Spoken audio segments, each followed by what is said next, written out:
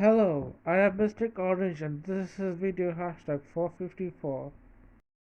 In this video, I'll be reviewing Winx Club Season 3 Episode 8. aka is the episode where Stella gets Enchantix.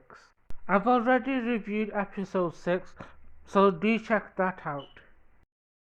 To recap, Sky invited the Winx girls to the Heraklion party. He's planning to announce that Bloom is his girlfriend to the whole world. I think it's a tradition in Heraklion. I do think it's a little bit weird. It's kind of a bit like a proposal or a marriage. I do think having a proposal in public is kind of iffy for me. I do think it puts a lot of pressure on the individual. I am a little bit biased. I do like the Focus theme song of Winx Club. I think the lyrics are fun and catchy to listen to, and I do like the visuals. However, I do have an issue with the Focus theme song, and I think it's a big one. And that has to do with Musa's hair. I think in some shots in the theme song, Musa's hair doesn't look good. I think Focus kind of edited her pigtails in, like it doesn't look good or natural.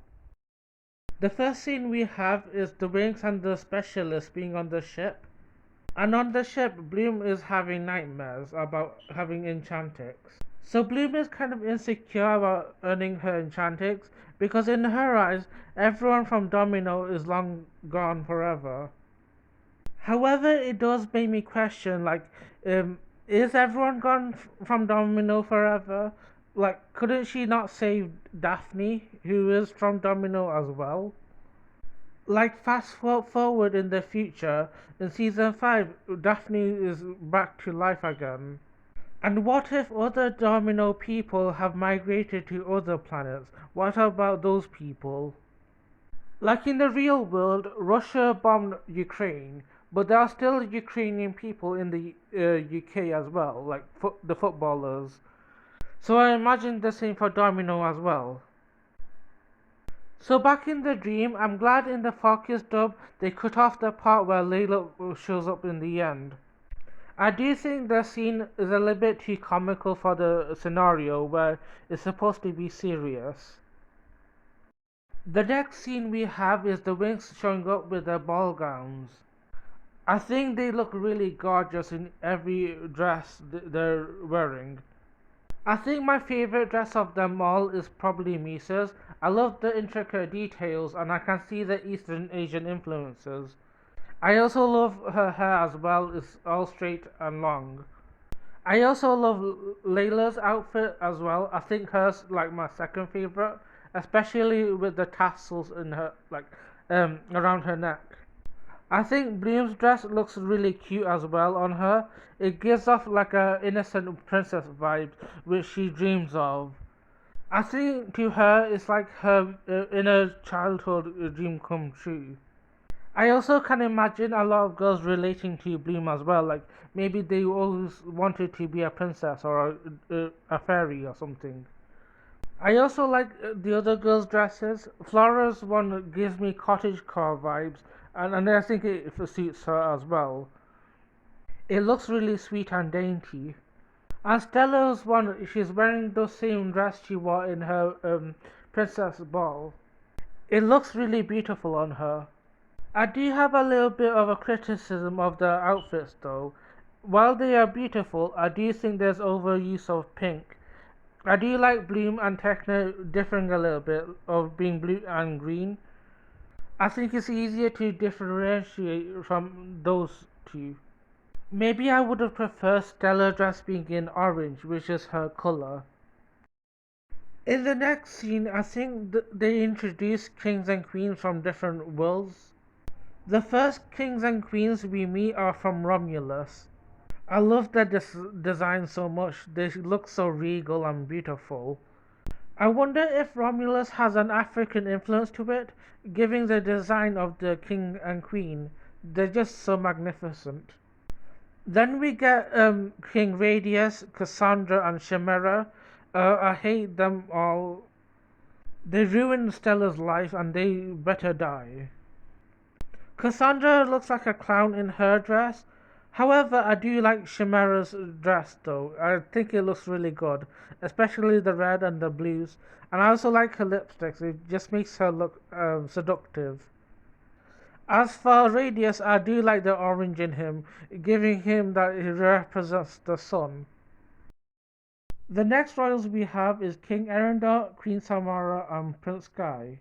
I'm not too impressed by King Erendor's outfit, but I do think Samara looks pretty. I, however, don't like the personality at all. King Erendor is trash, and Samara seems mean. And yes, we've blamed Sky in the past, and yes, he is responsible for his actions like cheating on Bloom and this whole thing with Diaspro. But the main problem is his parents. They're the ones who have caused this whole drama in the first place. Sometimes you have to look at the bigger perspective. And also, you have to remember that Sky was a kid or a teenager. So, you have to understand from his perspective. Anyway, we also get to see Sky in his outfit. I think he looks really handsome.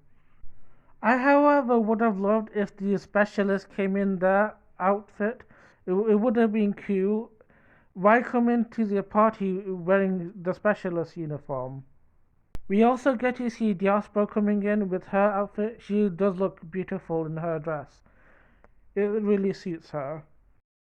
In the next scene, we have Sky and Bloom dancing with each other.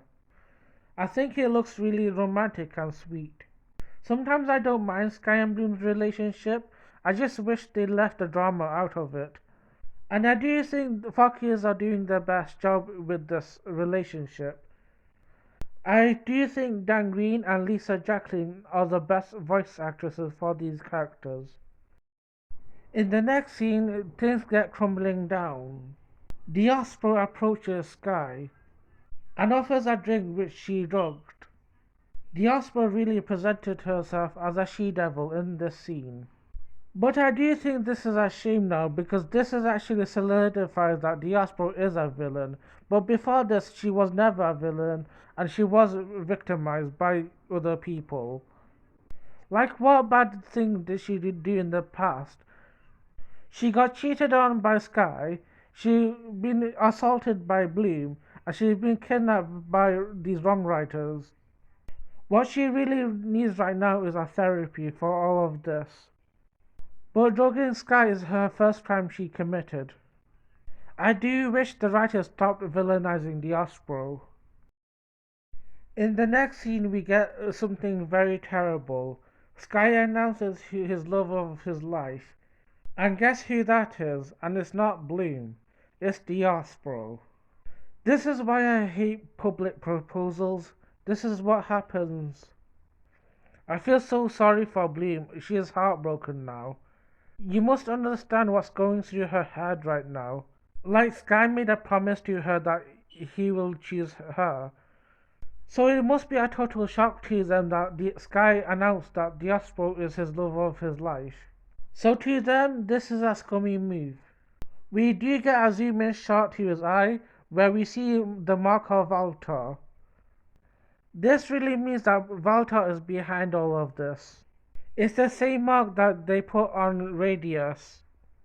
But also, I don't think you can villainize Sky in this. I think the fact that he's under a spell means that he's also a victim. So therefore, I don't think Sky is fully blamed. You gotta love Stella and her friends. If you're messing with them, you're out. I think the funny part is where Stella freezes a god, but then Musa unfreezes him. In the next scene, we have Diaspora telling Sky to order the gods to go after the Winx. Additionally, he calls the Winx witches. Looks like Sky's witch prejudice hasn't stopped. Remember that episode where Sky abandoned Bloom because she thought she was a witch? Don't think I forgot about that. I like that in the Focus dub, Misa and Tekna put the pieces together. I miss those days where the Winx were smart. I love the scene where Valtar talks about adding Diaspora to the team. I mean, this gives me so many ideas. She could be a fourth Trix, but she could also be a reformed Winx character. Because deep down, I think Diaspro is a good character. It's just the writers write her poorly. Even while running away from cops, they all look beautiful. I think one of the reasons I like the Fockers more than the others, they really show their dedication to their studies. Like in this episode, they use a navigation spell that they learned from Palladium class. It's not just this episode either. Like in episode 5, they do a goodness restoration spell on a mermaid. And on episode 4, they use a relocation spell on the griffins. Like you can see, they're not bimbos like they are presented in other dubs. I also love Flora in this episode, period. She's just kick-ass and badass. She was like, don't hurt the plants. Now they are free from the gods, they now have to face Sky. Good thing we have Layla, she is a real queen. God, I love her Enchantix, she's so gorgeous and regal. And I love the defensive spell she used. Like she mentions, it's like her Morphix is 1,000 times stronger. In the next scene, we have Bloom trying to break free Sky's spell. This is kind of emotional. I really feel bad for her. Like it makes me think of the time when she was dark and Sky tried to bring her back. Honestly, she needs to realize that she needs to have fairy dust to break Sky's spell. The Winx try to leave Heraklion, but Sky needs a restraining order. He won't leave them alone. And what's worse, he burns Flora with his dragon. That man needs to go. So the Winx, excluding Flora and Layla with her Enchantix, they go off to fight Sky.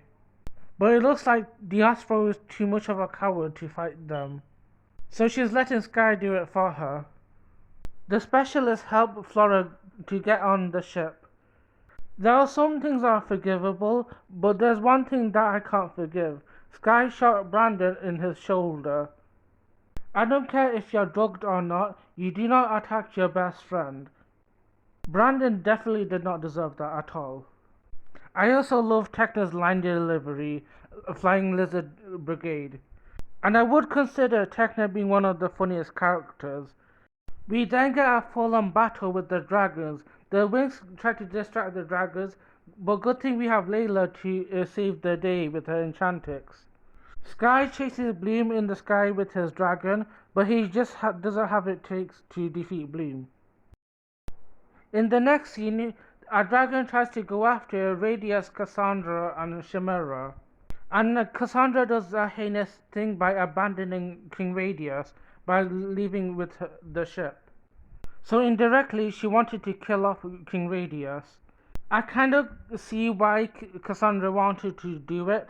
It's so that she can have full control of Solaria without King Radius.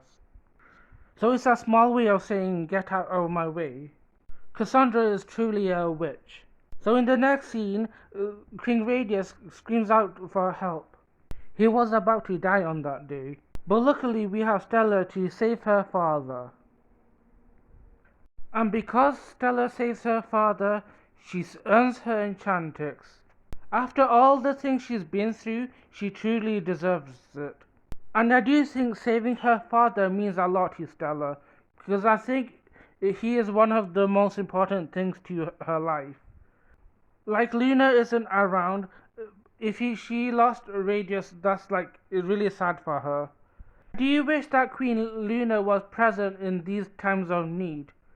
I do remember in episode 4 though, like Stella would make a comical comment like she hopes she doesn't save Chimera. And she did wonder who she would save, and I guess this is Radius. So now this is all over, they're off to go home now. In the next episode, they're going off to save Sky.